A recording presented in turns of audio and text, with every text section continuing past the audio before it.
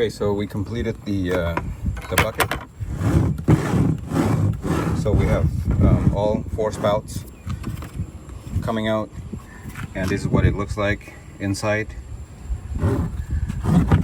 So we have about 2 inches from the bottom of the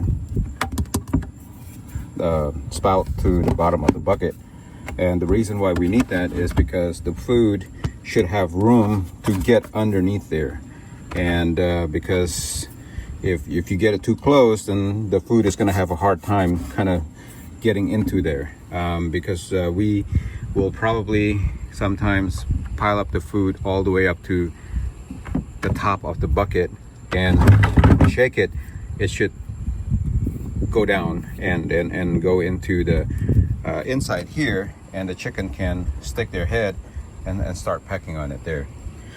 If you get it too high, like these position too high, the problem with that is then you have a lot of food that doesn't get rotated at the bottom.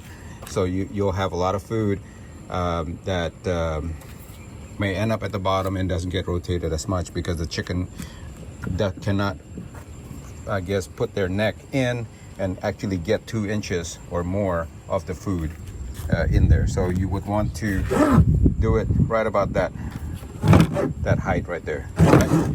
Thank you for watching this video. Hope you find it useful.